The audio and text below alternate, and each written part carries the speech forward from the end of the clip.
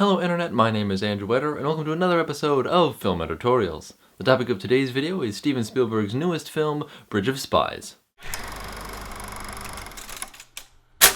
Bridge of Spies tells the story of Jim Donovan, played by Tom Hanks, who's an American lawyer who is chosen to defend an accused Russian spy when that spy is brought to trial. Things get more complicated when the American pilot, Francis Gary Powers, is shot down over Russia and he's held as an American spy in the Soviet Union. Then it's up to Donovan to negotiate an exchange between the Soviet spy in the United States and the American spy in the Soviet Union. This movie was directed by Steven Spielberg, and it's more in line with his dramas like Schindler's List and Lincoln, as opposed to, say, his more exciting action movies like Indiana Jones or Jurassic Park. This movie was also co-written by the Coen brothers, which was surprising. I didn't know that when I went into it. But you can kind of see their influence throughout the movie because it's pretty funny and the dialogue is very good, and I feel like that's their influence. My overall feelings in this movie are kind of mixed. It's a very well-made movie, but there's just something that's missing. Of course, being a Steven Spielberg movie, you expect it to be really good, so the direction is definitely there. It's very well put together in that regard. The cinematography is excellent. I've already talked about the writing and how that's very good and funny and interesting. Tom Hanks gets to make a few really good and powerful speeches. I also really liked the music. It's not, as you might expect, a John Williams Steven Spielberg collaboration. Instead, Thomas Newman provides the music, but he does a very good job with it too, and I felt that his musical selections were excellent. The plot is, of course, based off of true events, and from what I know of the various stories involved in the telling of this story, it seems to be very factually accurate, so I appreciate that, but it's also to be expected from this group of filmmakers. Now, I've mentioned that I feel like something was missing from this film, and I think it comes from the very nature of the story being told. I know why Spielberg picked this movie, because it's about a man who is fighting for the freedom of others, which is very much a Spielbergian theme. But unlike many of the other films that he's done in this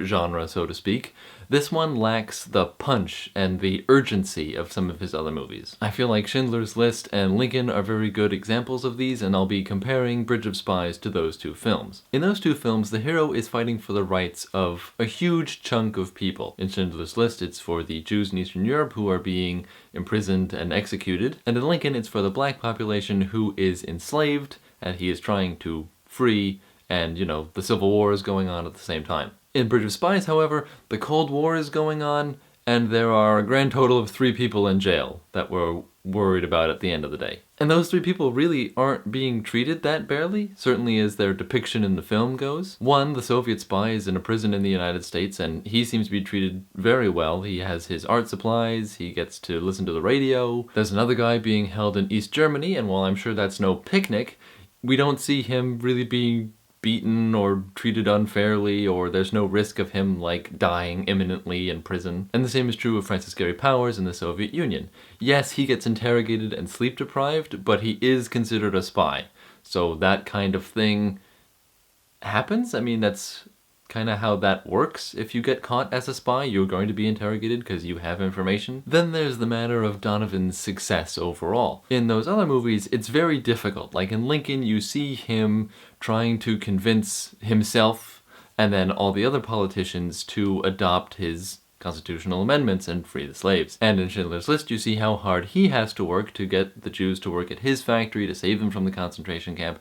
He has to put a lot of effort in to succeed. In The Bridge of Spies, Tom Hanks kinda shows up, is charming, and then people agree with him. They don't agree with him on all the details, which is how the movie gets its runtime, but people don't tend to disagree with his basic premise. Like, he shows up in East Germany, turns out he's the head of the KGB in Western Europe.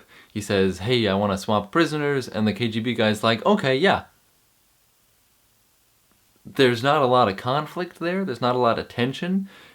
Tom Hanks doesn't really have to do that much work, and that really deprives the movie of a lot of its power. What could be a very powerful story about people's rights and prisoners' rights and how everyone deserves to be free, and just kind of makes it look like Tom Hanks is, wheeling and dealing. It's not exactly a cakewalk for him, there are some complications here and there, but there isn't enough to make it feel like he has to overcome this huge obstacle. This problem might be exacerbated by the fact that the movie takes place over a long stretch of time, it goes through 3 court cases, and since they spread it out so much, it might wear thin the problem, so he has to like deal with a problem here, and then a problem here, and then a problem here, and then a problem here. So instead of feeling like one massive problem he has to overcome, he has to just go over a bunch of little road bumps. That's not really a defense, it's just a possible explanation that I came up with literally at this exact moment, so who knows if that's accurate at all. So, what's my final verdict? I think I'm gonna have to give Bridge of Spies 3 stars out of 5. Fundamentally, it's very strong, the direction is good, the writing is good, the camera work is good.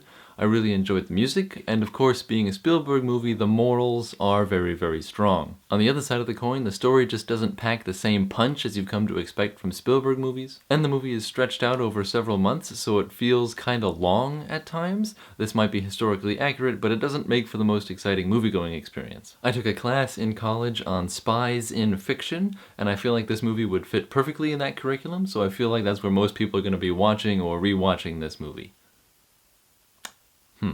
Okay, so my light has died, and that must be my cue to wrap things up. Thank you for watching. Please don't forget to like, favorite, share, subscribe, follow me on Facebook, Twitter, and Snapchat. I'll see you guys next time. Bye!